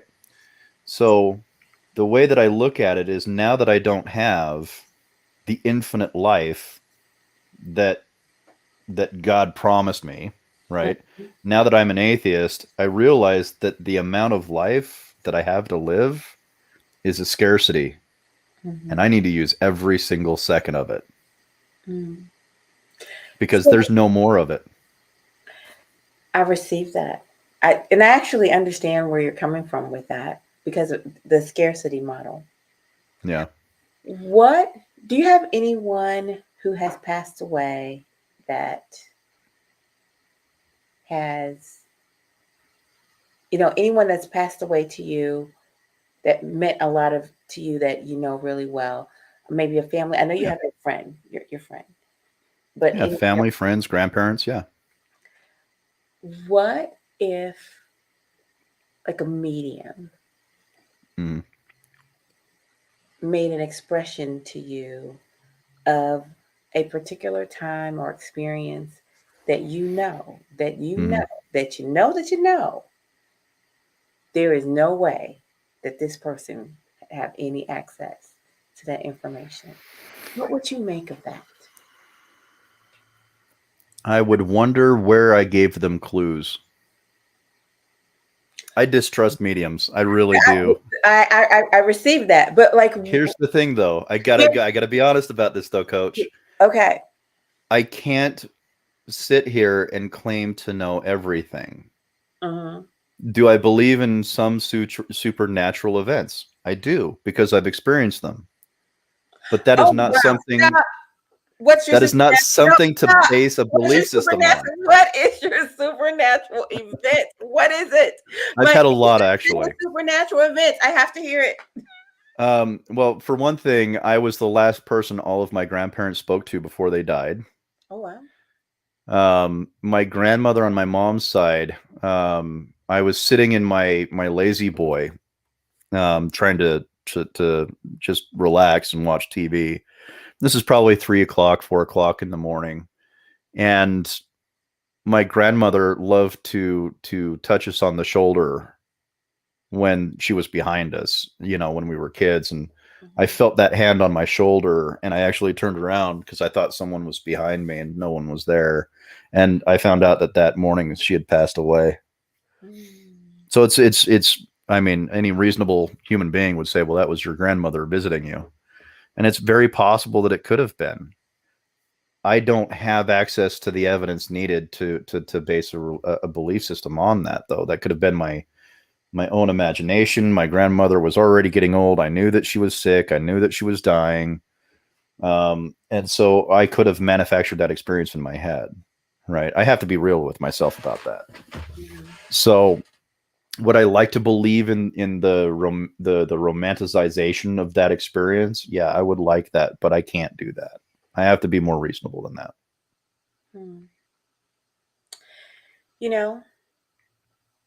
I had an experience where I was trying to trick this person, okay? And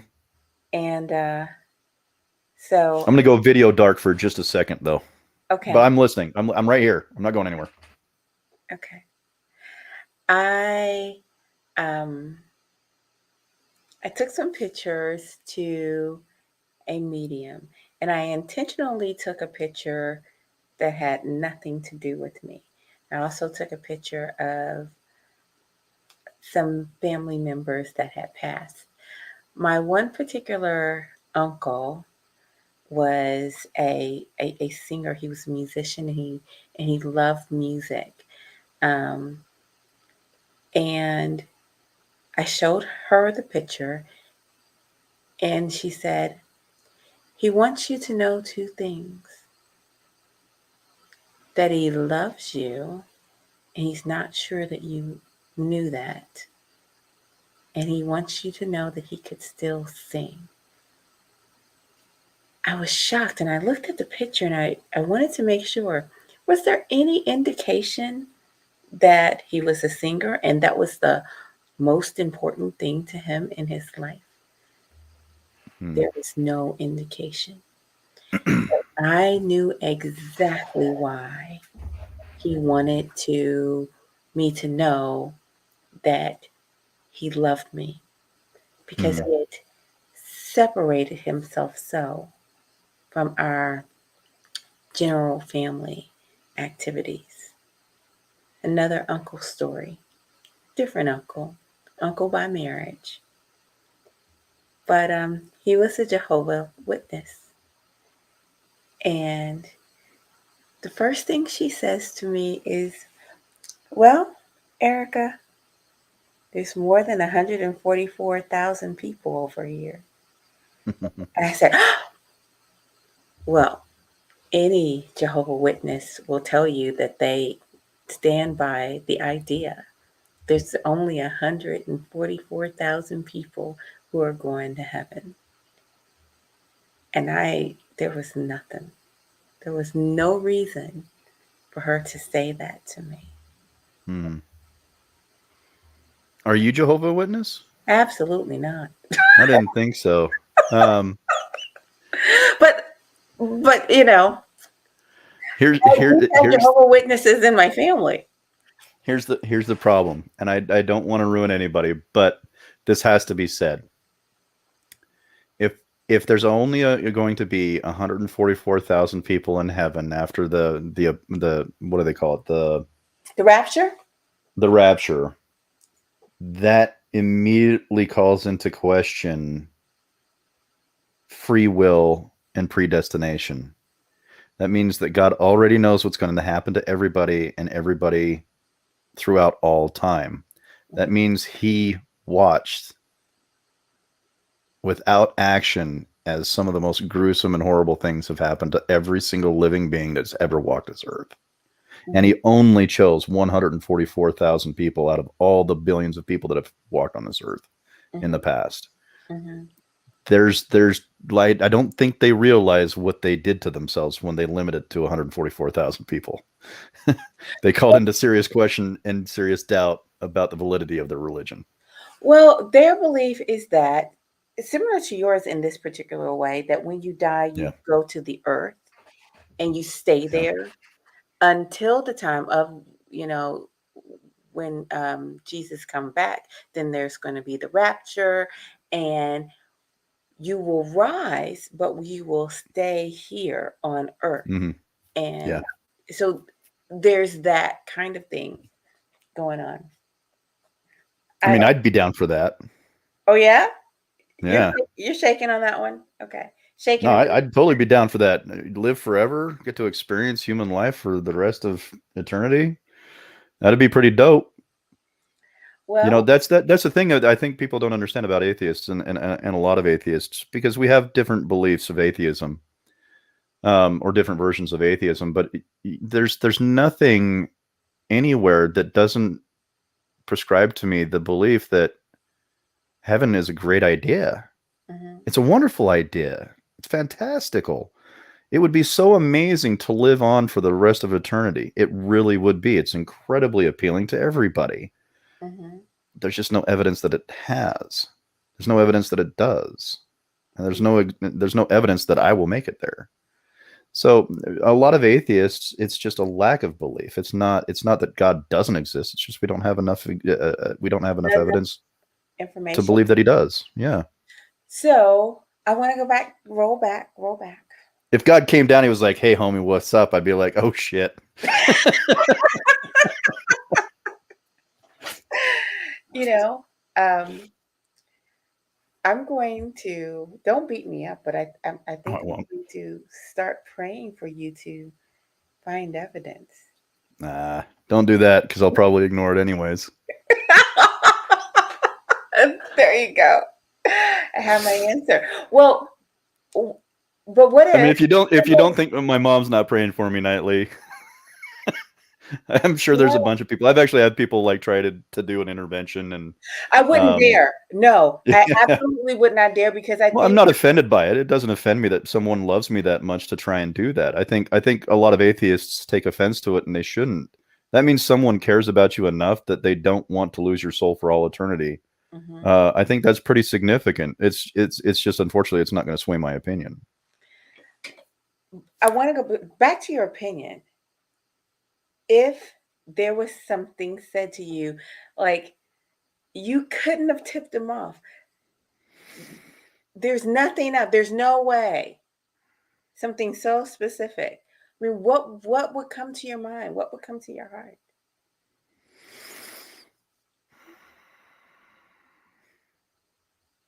The first thing I would ask is how many people in society have that same exact trait. Okay. I'll give you another one. I don't know a single Black person who doesn't have a great singing voice. Okay, but that's not true. You know what? I know a lot of Black people who can't sing. I know a lot of white people who can't sing. Right, but in this particular instance, my uncle lived for singing. Mm-hmm. Lived for singing. Mm-hmm. That was his thing. And with my other uncle, one of the most prominent things about him was being a Jehovah's Witness. And so it wasn't that she mentioned something obscure about these people. Yeah. The most significant things about these people she mentioned to me. So it was the oddity. Well, I want to give you something else. You may or you may not be. Well, let me respond to that really quick, because I think this would have significance here.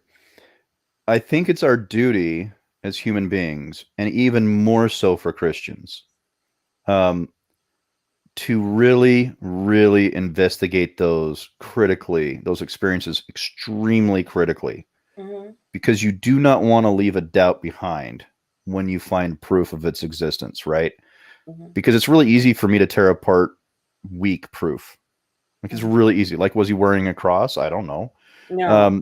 You get what I'm saying. Is like, you take all those things and you take the picture and you start sifting through it, trying to see if there was any clues. Witnesses wouldn't wear crosses, though. Just FYI, I don't think. Well, I'm just saying. You take what evidence you do have and you start removing as much as you can. The problem is if there's not enough evidence there. So a lack of evidence is not evidence of existence. And any claim, any ridiculous claim, or let me rephrase that. Any extremely high, no, that's not even the right wording. Any fantastical claim requires equally fantastic evidence. Okay. So you really do have to be critical. And if you can be critical and still come up with the same answer through unbiased reasoning, then I would be convinced. But I don't think it's possible. You never know. No, you don't. I'm not that ignorant. Yeah. Yeah. I know when I was saying you never know. What I mean is, I should say I'm not that arrogant. That's what I meant. You never know what could be said or what might happen. I don't know. I will tell you, my experience with this person shook me to the core. I was so shocked and surprised by that. And I've had some other experiences that have made my connection with not just God, but truly believing in the afterlife more significant. Because I think growing up, I believed in God, but not so much believing in people's existence in the afterlife and really thinking about that in a concrete way. After spending time with this woman, I began to believe in people's experience in their life journey in a concrete way. But anyway, I'm going to bend Steve's ear just for maybe about 5 minutes more behind the scenes, but I'm going to let you guys go. It's been a great night, such a front by journey. Steve, do you have any final words? Love one another and don't be dicks. Good Lord. Good. And as always, I'm incredibly appreciative of Coach's invitation to me to be here tonight, and I'm very humbled, and I appreciate everybody who came and watched and contributed, and everybody here is amazing. Awesome. Thank you so much. I'm so glad that I was able to spend time with you, Steve. And to the Epic Understanding family, I'm simply going to say thank you for stopping by. Bye-bye for now.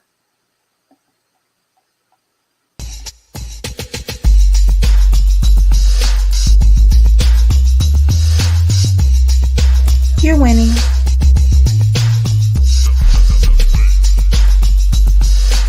You're winning.